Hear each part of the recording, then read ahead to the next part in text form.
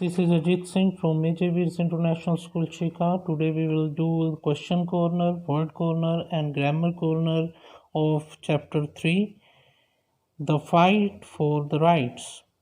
So, question answers in question corner. Answer the following question. We will do first, second, third, fifth, sixth, seventh, eighth, and 11th question. Question number 11. So, first question is, what do you think civil rights are? Give two examples of civil rights कि आप civil rights का मतलब क्या है और इसके two examples हमने देने हैं. So the answer is civil rights are given to a citizen of the country and protected by the laws. For example, the rights to be treated equally and the right to be able to vote. तो civil rights होते हैं वो एक citizen को दिए जाते हैं country के और इनको लॉ के द्वारा प्रोटेक्ट रखा जाता है. जैसा कि हमें इक्वली ट्रीट करने का राइट है और हमें वोटिंग का राइट है. So these are the two examples. Second question is, who were the slaves in the USA, where did they come from? जो यूएसए में जो स्लेव्स थे, जो दास थे, वो कौन थे और वे कहाँ से आए थे? The Africans were the slaves in the USA. They were brought to America from Africa. जो अफ्रीकन्स थे वो यूएसए में स्लेव्स थे, वो दास थे और उनको अफ्रीका से अमेरिका लाया गया था. Your third question is, how were things different for African Americans before 1964? तो 1964 में जो अफ्रीकन अमेरिकन्स के लिए जो थिंग्स थी वो डिफरेंट किस तरह से थी? तो answer is, before 1964 the African Americans were discriminated by the Americans.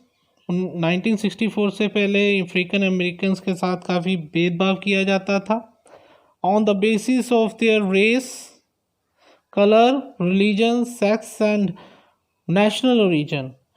उनको उनके जो कुल के आधार पर, उनके कलर के आधार पर, उनके रिलीजन के आधार पर, उनके सेक्स के आधार पर और उनकी जो नेशनल ओरिजिन, क्योंकि वो अफ्रीका से आए थे तो उनके बेसिस पे इनके साथ डिस्क्रिमिनेशन किया जाता था. Discrimination was seen in providing employment as well as public accommodation. जो भेदभाव था उनकी जो एम्प्लॉयमेंट में भी डिस्क्रिमिनेशन देखा जा सकता था और जहाँ पे पब्लिक अकोमोडेशन, जहाँ पे लोग रहते थे, वहाँ पे भी भेदभाव साफ देखा जा सकता था. The African Americans were used as slaves and forced to work for whites. जो अफ्रीकन अमेरिकन्स थे उनको दास की तरह यूज़ किया जाता था, स्लेव्स की तरह यूज़ किया जाता था और उनको फोर्स किया जाता था वाइट गोरे लोगों के लिए काम करने के लिए. They had no rights. उनको किसी भी तरह का अधिकार नहीं था before 1964.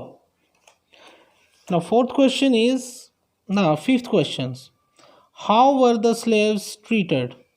What kind of life do you think they had? जो स्लेव्स थे उनके साथ किस तरह का व्यवहार किया जाता था और what kind of life do you think they had? उनका जीवन किस तरह का था? Answer is, the Africans were forced to work on the plantation of cotton, tobacco and coffee or as servants and were not given any money in return. जो Africans थे उनको force किया जाता था प्लांटेशन, कॉटन की plantation के लिए, tobacco की प्लांटेशन के लिए और कॉफ़ी की प्लांटेशन के लिए, और उनको एज अ सर्वेंट भी रखा जाता था, पर बदले में उन्हें किसी भी तरह के उनको पैसे, उनको सैलरी नहीं दी जाती थी.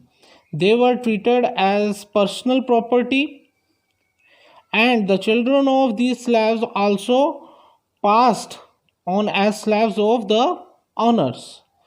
तो जो इनको पर्सनल प्रॉपर्टी की तरह यूज़ किया जाता था और जो इन स्लेव्स के बच्चे होते थे, जो स्लेव्स का मालिक होता था, उस जो स्लेव के बच्चे होते थे वो भी आगे स्लेव होते थे उस ओनर के।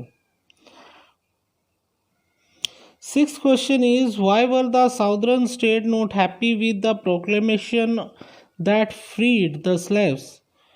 जो साउदर्न स्टेट थे ये खुश क्यों नहीं थे इस प्रोक्लेमेशन, इस घोषणा के लिए कि जो स्लेव्स को आज़ाद करने की जो घोषणा थी उससे जो साउदर्न स्टेट के लोग थे वो खुश क्यों नहीं थे? The southern states were not happy with the proclamation that freed the slaves because treating the African Americans equally would mean that they would have to share wealth, power and control with people who were formerly slaves. जो southern state के लोग थे वो इसलिए खुश नहीं थे इस घोषणा, जो स्लेव्स को आज़ाद करने की जो प्रोक्लेमेशन थी, जो घोषणा थी, इससे खुश इसलिए नहीं थे क्योंकि जो अफ्रीकन अमेरिकन को इक्वली ट्रीट करने का मतलब ये था कि उनके साथ उनकी जो वेल्थ शेयर करनी पड़ती थी, उनको पावर और कंट्रोल जो था वो शेयर करना था जो पहले इनके स्लेव्स थे। Your seventh question is, what were Jim Crow's laws? How do the picture given at the beginning of the lesson explain Jim Crow laws? जो Jim Crow law क्या थी? How do the pictures given at the beginning of the lesson explain Jim Crow laws? जो pictures हैं beginning के lesson में, so we will do the first part only. The Jim Crow laws were the laws passed by the South America between 1876 to 1965. जो gym क्रॉ law था ये पास हुआ था south America में 1876 से 1965 के बीच में। According to these laws the African Americans were treated on a separate but equal basis. तो जो इस लॉ के अकॉर्डिंग जो अफ्रीकन अमेरिकन को सेपरेट बट इक्वल बेसिस पे ट्रीट किया जाएगा। The African Americans could go to school, जो अफ्रीकन अमेरिकन्स थे वो स्कूल में जा सकते थे, but not the same ones as the whites, पर उस स्कूल में नहीं पढ़ सकते थे वो जहाँ पर गोरे लोग पढ़ते थे। They were separate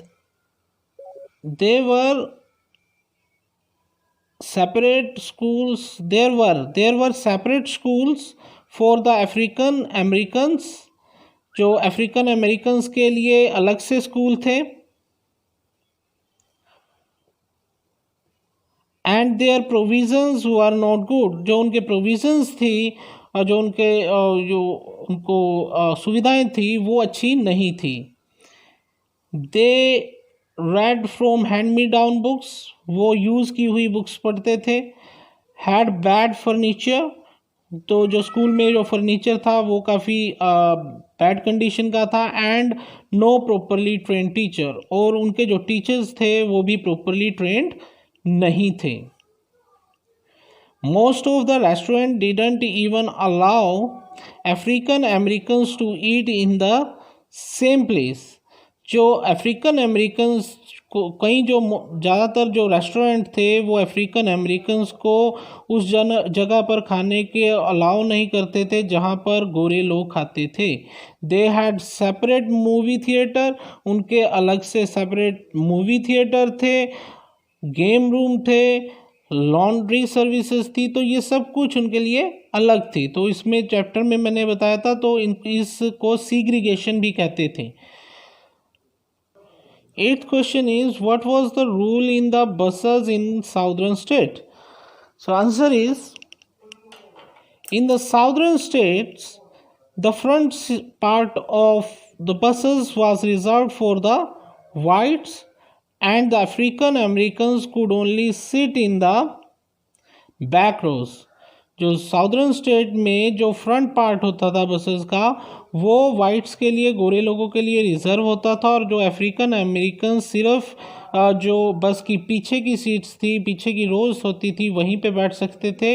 if the front seats were full, अगर आगे की सीट्स फुल हो जाती थी, then the bus driver could ask the African Americans to give their seats to the whites।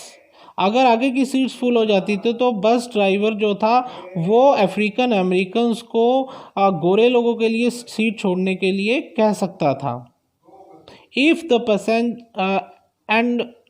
And if they refused, अगर ये African refuse करते थे, मना करते थे सीट छोड़ने के लिए, they would be punished for breaking the Jim Crow laws, तो उनको पनिश किया जाता था जिम क्रो लॉ को तोड़ने के लिए। 9th question is who was Rosa Parks, Rosa Parks कौन थी? What is she famous for, वो किसके लिए फेमस हुई? So Rosa Park was an African American seamstress, जो रोज़ा पार्क थी एक अफ्रीकन अमेरिकन सी मिस्ट्रेस थी, दर्जिन थी। She is famous as the women who refuse to give up her seat on the bus in the blacks और coloured sections in Montgomery Alabama. तो she is famous, कि वो इसलिए फेमस है क्योंकि इसने जो मॉन्टगोमेरी अल्बामा के जो ब्लैक और कलर्ड सेक्शन में बस थी ये, वहाँ पर अपनी सीट छोड़ने से मना कर दिया था इसने। She was an African American civil rights activist, वो एक अफ्रीकन अमेरिकन जो सिविल राइट की कार्यकर्ता थी। Question number 11, what is boycott, what happened during the Montgomery bus boycott, जो बायकॉट का मतलब क्या है, और जो मॉन्टगोमेरी जो बस बायकॉट थी उसके दौरान क्या हुआ था?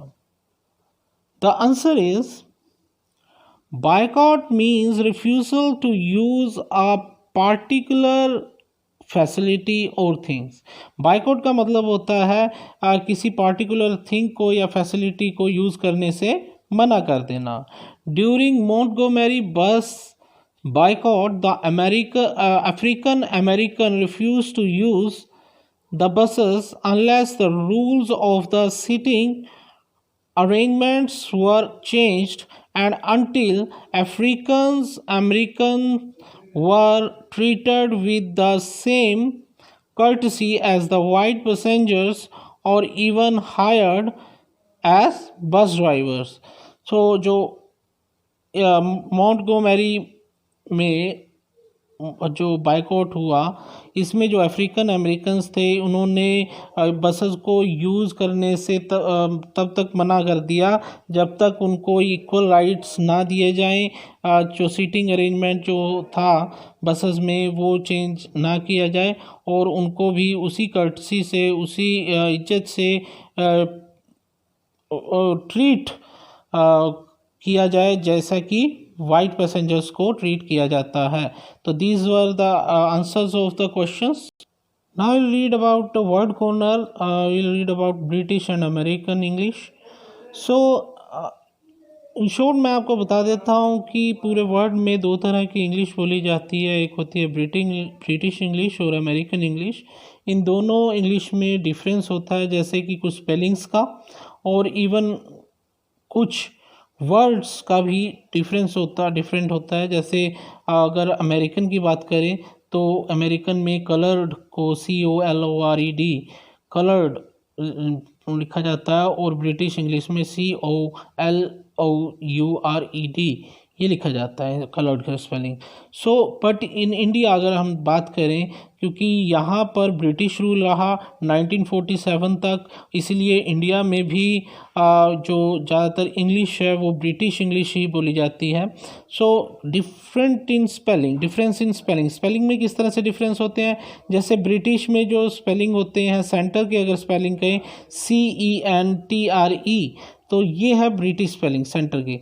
और अगर अमेरिकन में लिखें अगर सेंटर तो CENTER सेंटर, ये है अमेरिकन इंग्लिश के। अगर जजमेंट की बात करते हैं ब्रिटिश इंग्लिश में JUDGEMENT जजमेंट, जजमेंट के स्पेलिंग ये है। अगर अमेरिकन इंग्लिश में देखें तो जजमेंट के स्पेलिंग होंगे JUDGMENT। तो इस तरह से कुछ वर्ड्स के जो स्पेलिंग है वो डिफ़र करते हैं ब्रिटिश और अमेरिकन इंग्लिश में, और कई जो यहाँ पे वर्ड्स भी होते हैं डिफरेंस करते हैं, जैसे कि ब्रिटिश में ऑटम की जगह ऑटम यूज़ करते हैं और अमेरिकन में फॉल। रेलवे को ब्रिटिश में रेलवे कहा जाता है और रेलवे को अगर अमेरिकन में देखा जाए तो उसको रेल रोड कहा जाता है। सो इससे आगे कुछ एक्सरसाइजेज हैं B1, B2 and B3। You will try to solve it yourself and after that I will send you the PDF, solved PDF of these exercises. Now we'll do some grammar corner. In grammar corner we'll learn about direct and indirect speech. So look at the following sentence. Dr. Martin Luther King said, comma, inverted comma start, it is not right to discriminate against African Americans, full stop, inverted comma close. This sentence contains the actual words spoken by Dr.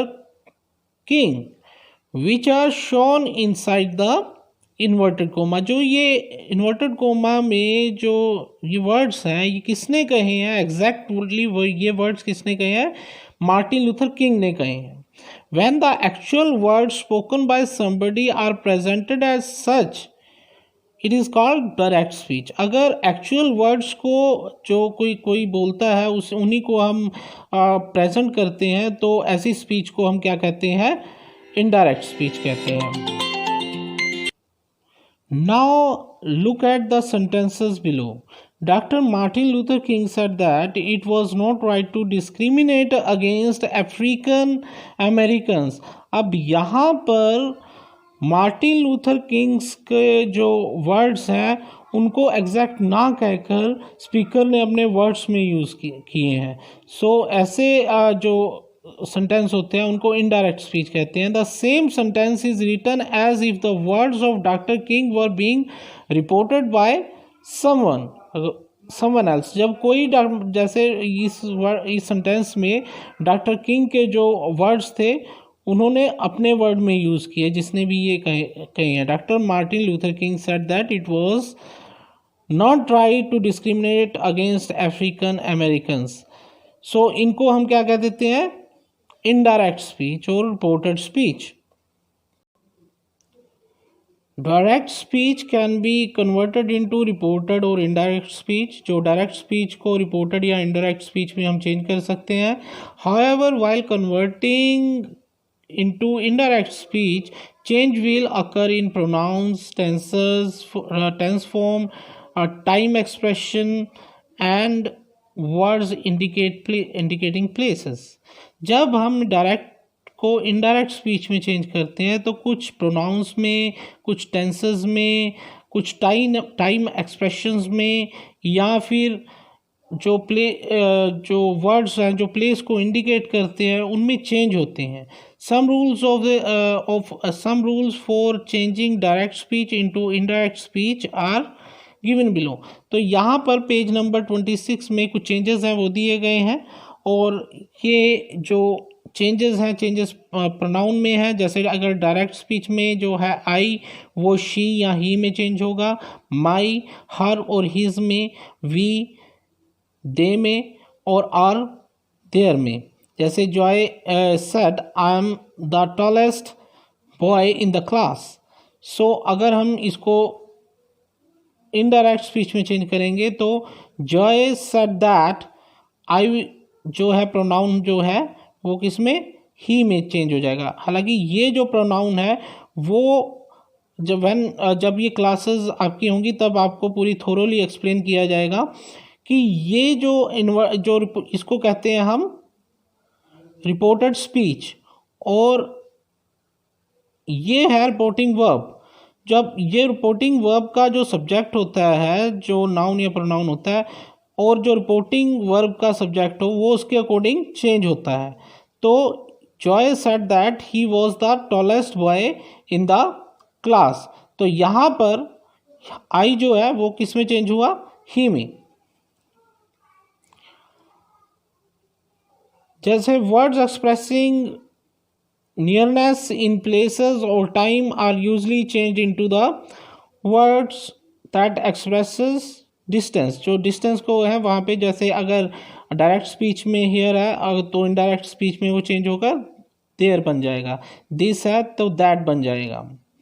Example has been given, ये आप read करेंगे। ये page number 26 पे हैं कुछ changes जो हैं, और पेज नंबर 27 पे हैं। और देन एक्सरसाइजेज हैं E1 and E2. You will do it yourself in your fair notebook. Thank you students, have a nice day.